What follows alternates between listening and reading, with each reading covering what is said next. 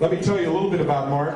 He is the no-nonsense man. He's an author, speaker, and radio TV personality. Would you please give a very warm welcome to Mr. Mark Rudov. How many of you believe that men and women are not equal? Only 3 hands. Really? Okay. I want to come back here. So you believe men and women are not equal? I know they're not. Okay. Did you ever take algebra? Well, I think most people in the room have taken algebra. Okay. In algebra, we learned that there are 2 kinds of relationships: equal to and not equal to, right? So if you're not equal to, that means one of you is greater than and one of you is less than. So who decides? And how does that affect your sex life? The thing is that if you're not equal, that means somebody's greater than and somebody's less than, and that means you're going to have a pretty lousy relationship. And guess what? Most relationships are just like that. And somebody has to decide that one party is greater than and one party is less than. And guess who's usually greater than?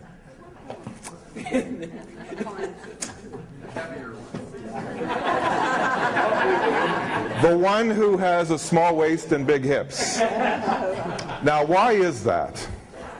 That's what we're going to talk about tonight, because it's a disaster. I am the no-nonsense man, so I should define for you what nonsense is. Nonsense is the double standard women have, where they're capitalists at work and socialists in their social lives. And what do socialists like? I mean, California should know because we just put 2 more back into office. Socialists like entitlements and redistribution of wealth. She wants him to redistribute his wealth to her, because if he has more wealth, he should give it to her. That's socialism.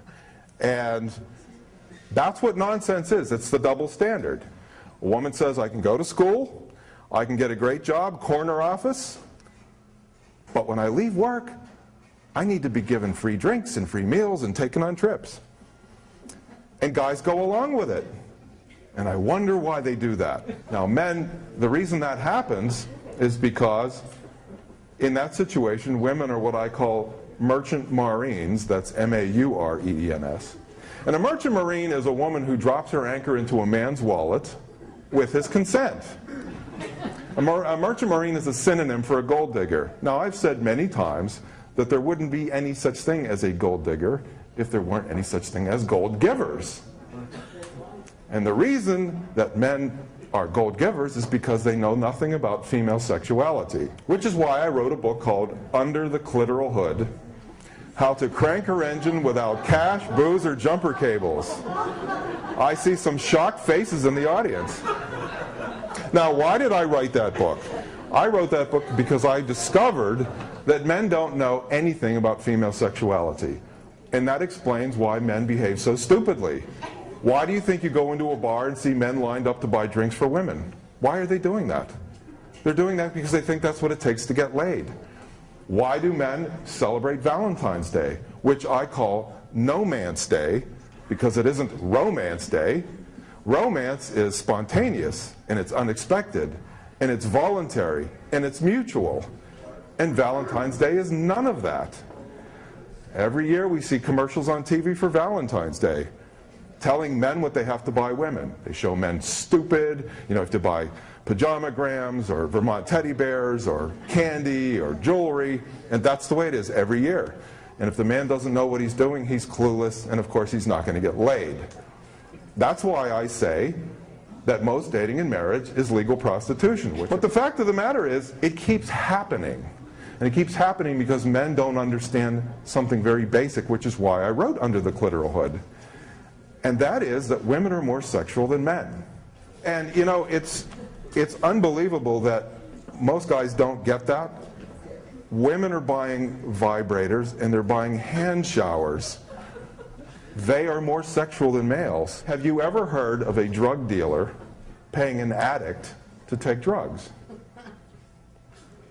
I don't think so. So why would you pay a woman to have sex when she wants it more than you do? And it's clear.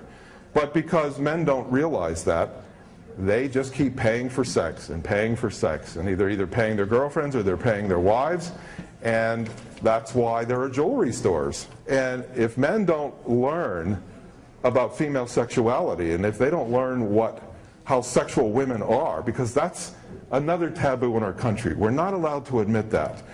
If a woman is sexual, then somehow that makes her a slut. That's a double standard we have. But it's okay for a man to be sexual.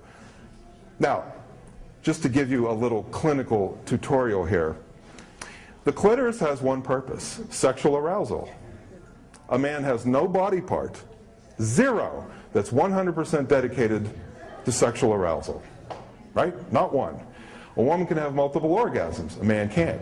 So if you put those two together, she's a sex machine. But most guys don't know that. And they think the way to turn a woman on? Cash. Trips, jewelry, cars. That's what they think. It's not true. And what I say in my book is the clitoris is voice activated, not coin activated. I wrote 2 articles, one called Chasing Pavlovian Sex, and another one, Ladies, How to Catch Your Tiger. And it had to do with Tiger Woods. And as you know, Tiger Woods chased and chased and chased and chased Elin Nordegren. Chased her. She didn't want to go out with him. He chased her and chased her. Just had to have her. And what you women have to understand is there's nothing more boring to a man than his last conquest. Boring. So if you like to be chased, you're setting yourself up to be a conquest. And you will be dropped very quickly. When you watch football, see a guy score a touchdown. He goes back to the bench. Does the coach say, you can take a shower now and go home? No, he says you have to go out there and score another one, and another one, and another one. So if you want to be a touchdown, that's how you're going to be treated. So if you want to be pursued, you can be pretty sure the guy's going to cheat on you, because after he catches you, you're boring. That's why it should be mutual pursuit. It should be equal. Yes? But realistically, men like the chase. No, little boys like the chase. Men like the chase. Men don't like the chase. Little boys like the chase. No, little boys like the chase. Good if they're chasing. No, it does. No. Let me tell you something. You have to understand the difference between a man and a boy. A man likes a woman to be his equal, and a little boy doesn't, because he can't take it. And I'm glad you brought this up, because How many real men do we have? well, about as many real women as we have, not many. I'm glad you brought this up, because there are guys who like to chase. And if you read my article, Chasing Pavlovian Sex, I said, you all have had the experience of seeing a dog chase a car, right? A dog's not interested in the car. A dog's just interested in chasing it. That's the same thing when a guy chases a woman. He couldn't care less about her. He just wants to chase her. Because if she turns around and says, I'm going to take you somewhere, and if he feels emasculated, that means he has no balls. He's a eunuch. His masculinity, because that guy's masculinity is here and not in his scrotum. And that's the difference. That's the difference between a little boy and a real man. If you can't handle a woman saying, I have 2 tickets to the opera, I'm taking you out. If you can't handle that, you really need to examine yourself, because you have a few problems. And so women say to me all the time, well, I offered to pay, but he wouldn't let me. Does that happen to anybody in this room? First of all, he's not your boss, and he's not your father. He doesn't decide whether you pay or you don't pay. You don't offer to pay, you pay. And if he can't handle it, he's a little boy. And that means you don't go out with him again, because you're not going to change him, nor should you try. Yes? Where is manhood? Where is man protective and supportive quality? Why men? That's why it's so many gay guys now. They want to be protected, and they have to be taken care of. So we're going back to the original argument about a real man protects and provides for a woman. How does that work out for men? How does that work out for men? And of course, that's turning men gay. That's a new one for me. Women file 70% of the divorces. How's that working out for men, the protecting and providing bit? AOL and Women's Day magazine 3 years ago surveyed 3,000 married women and asked them, would you marry your husband all over again? 85% of them said either they probably wouldn't or definitely wouldn't marry them again. Something is broken. So what you're saying, Tatiana, is that you don't like equality and you want to be protected and provided for. And what does the man get from that? What does he get out of that? I want men next to me. Yeah. Men. Yeah. Not somebody with spreaded hand. You know, I cannot respect men who wait for handouts. Well, From women. what is it when you get it? Is it not called a handout? No. Oh, I see. Why didn't I think of that? So when a woman has her hand out, that's not a handout. But when a man has his hand out, then it's a handout.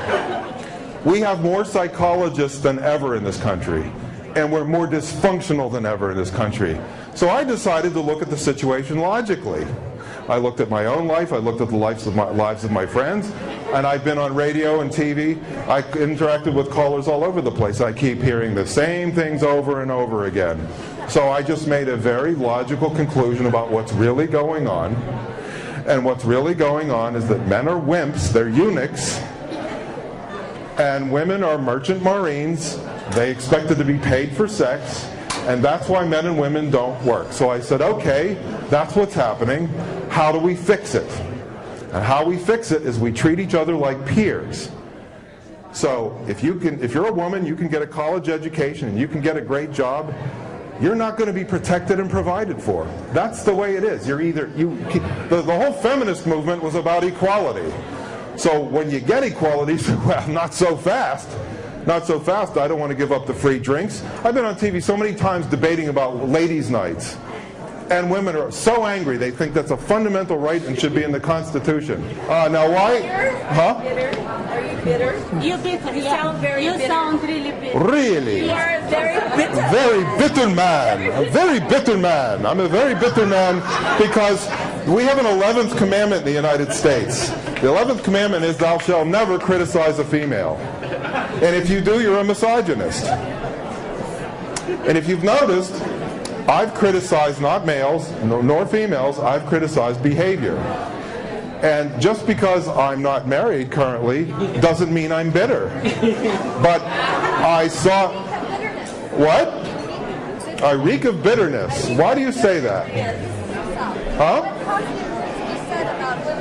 What positive words have I said about women and men? It's very simple. I said treat each other like peers. Well, how's that not positive? What? The clithood rocks. You know that. Yeah, of course I know that. Of course I know that. She said the clitoral hood rocks. Of course it does. I would like to thank you for showing up. I hope you will visit my website, thenononsenseman.com. Unlike what these women in the back said, I am not bitter. I like women very much. Women, in my definition, are adults who like to be treated like equals and who can take care of themselves. Those are women, and I like them very much. And by the way, dear, they like me. Any man who writes a book called Under the Clitoral Hood, trust me, women like me. Because I know what it is, I know where it is, and I know how to operate it. So, I know you're about to go out there and mingle and dance and have a good time. And I can't imagine how many guys are going to go right up to women and say, can I get you a drink? Can I get you a drink? What can I buy you? Because Rich said I'm going to find the love of my life tonight, and if I have to buy her, damn it, I will do it. Thanks again for coming. I had a lot of fun.